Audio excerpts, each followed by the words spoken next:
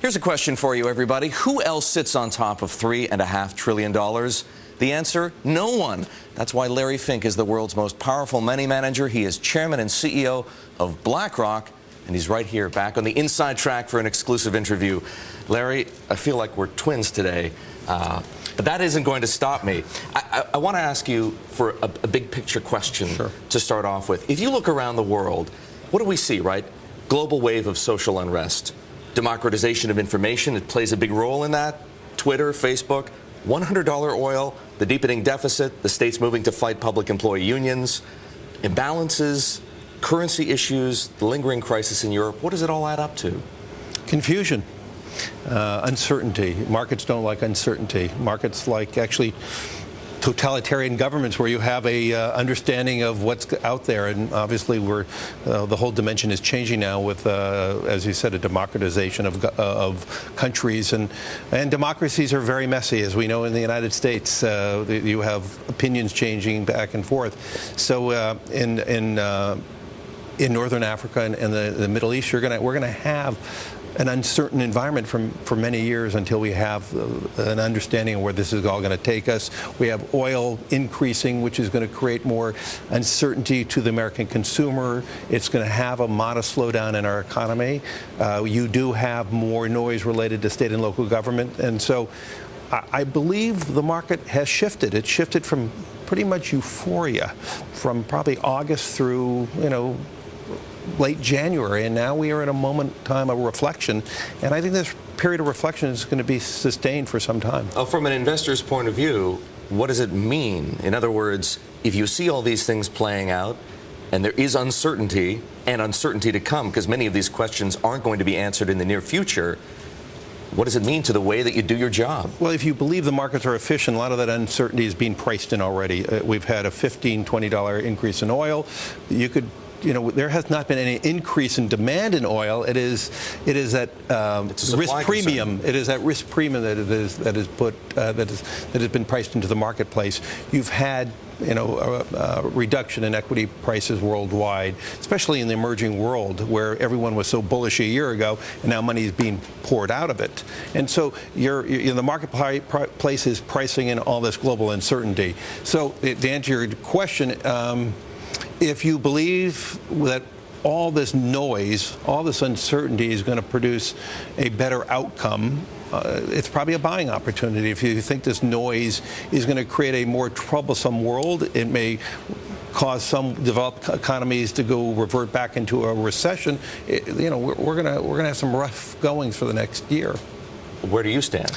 I'm more in the camp that this uncertainty is going to create great amount of volatility. The marketplace is pricing this in, and if the market has a setback in terms of prices, I would be a long-term buyer. Now, people talk about a new normal. You know that, but is that your new normal, volatility, effectively? I think for the near future, we're going to have more volatility, and we just price that in, and we're going to have to become accustomed to that. Just moments ago, you were saying how you look at everything happening perhaps as a moment of opportunity. But I want to ask you about Saudi Arabia and China, some of the big open questions out there. How do they factor into your equation? Well, Saudi Arabia is probably the most troublesome country to answer. I think the government is going to manage the situation properly. They've offered a big infusion into the economy. It's a very wealthy economy with huge oil reserves and huge reserves. It is a very large population in the Gulf region, actually the largest population in the entire Gulf region. And so that's what produces the uncertainty. And the world is dependent on their 8 to 9 million barrels a day of oil. You're not afraid, though, of what might happen? That is an uncertainty that we all have to factor in. To me, if there is uncertainty around Saudi Arabia that produces a slowdown, a curtailment of oil production there, then we are going to have severe issues in this world. That is probably one of the most difficult issues that we are facing today. In a worst-case scenario, what kind of oil price do you think we need to conceive of?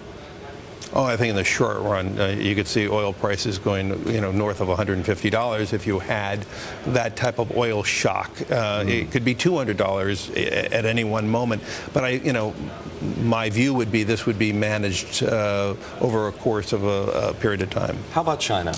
China is a little more uncertain. It is the biggest producer of products in the world today. We are so very much dependent on China in the similar way that we are dependent on Saudi Arabia for world oil.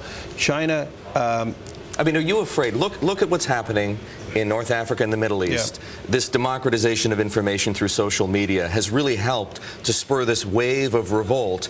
There are flickerings of it in China with the so-called Jasmine Revolution. Correct. In your mind, does that pick up speed? Is that a real threat from an investor's point of view?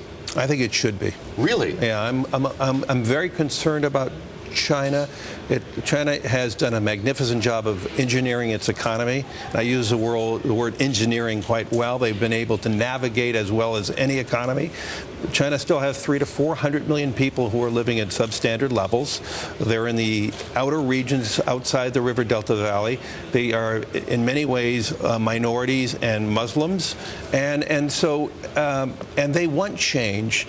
There's been some vast changes in the River Delta valleys, in the Shanghais, in the Beijings, and quality of life has improved dramatically. So China, because of the size of its population, because the imbalances of standard of living in the country is an issue, and they've done a good job of navigating this, but we should put that in as a factor of risk going forward. Let's bring it all home for a moment and look at stocks. You've been pretty bullish, I have to say, on equities going back several months now. Yes. How do you feel right now? I'm more worried about equities today because of all this uncertainty. I said 5-6 months ago, our economy is better than we thought it is. And today I would argue we think the economy is better today than it actually is. And so I think the enthusiasm has increased dramatically. And I think, the market is pausing here. We need to see how this all plays out in the short run and the long run. I'm quite constructive of Northern Africa. This will be playing out in a positive way, but in the short run, as I said, democracies are dirty and messy, and we could see moments of time in which that uncertainty is a negative uncertainty, but I think the outcome will be more positive. Larry, before the break, you were telling me that you're worried about equities in the short term. How do you feel about the Treasury market? There's so much talk of a bear market coming in Treasuries. Do you buy it? Not really. Why? Because, well, first of all, I don't think a 80 basis point increase in interest rates is a bear market. Is that coming, though? I think we have a possibility of rising rates. Maybe, and the outer limits could be 4.40, 10-year. The market knows that the Federal Reserve is going to be completing its QE2 program by June. The markets are efficient. So it's priced in.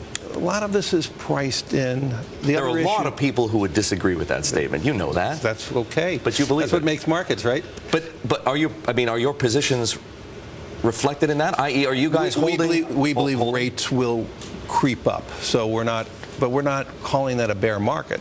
The other issue that people need to focus on, we always spend time focusing on the Treasury market. But in the United States, and this is one of the good elements about the United States, we've had a collapse in the outstanding of debt. So corporations, individuals have really pared down their debt. So the amount of outstanding debt in America has shrunk, even with these federal government deficits. And so you can't look at just the Treasury market alone. And if you encompass all the cash that's sitting on the side, and you can look at how much debt reduction we've seen in the totality of the credit markets, I believe there is going to be a ceiling about how high rates can go. Now, what can throw that out is if we start experiencing a persistence in inflation. And to me, that's the real element. If one believes we're going to have creeping, rising inflation over the next 2 years, of course, interest rates are going to have to go higher than what I just suggested. But I take it you don't, not right now. I think inflation is going to be more moderate. Until I see a labor market that is more robust, until I see factory utilization to be larger, I think inflation in this country will be more muted than what we see in other countries. So coming out of QE2, would you be a buyer of Treasuries? if rates creep up over 4%, I would be incrementally buying interest rates. And how about duration? Lengthening, shortening? I would definitely be lengthening, because I do believe inflation may be in the short run a problem, but in the long run not. So you would want to buy if the yield curve shifts upward the longer end and take advantage of that, because if your views of inflation is short, the long end will do the best. Okay, so that's the U.S. sovereign debt situation. Right. How about the European sovereign debt situation? Is that crisis over? I don't think so. I think we are I think we're going to have more volatility there. We still have not addressed the Greek problem. We are in the midst of reviewing what's happening in Ireland, and we still have the banking system in Europe still undercapitalized. You had Governor Draghi in Italy saying his banks need more capital. The other countries, Spain and other countries, are saying their banks may need some more capital. So you put this idea in the need for more capital with the financial system, plus the sovereign credit difficulties, which would probably cause a reduction in capital. We are still going to have more volatility out of Europe, and probably a negative trend. Is the U.S. dollar too low then, relative to the euro? I'm a very big buyer of the U.S. dollar here. I have to ask you this question. It would be remiss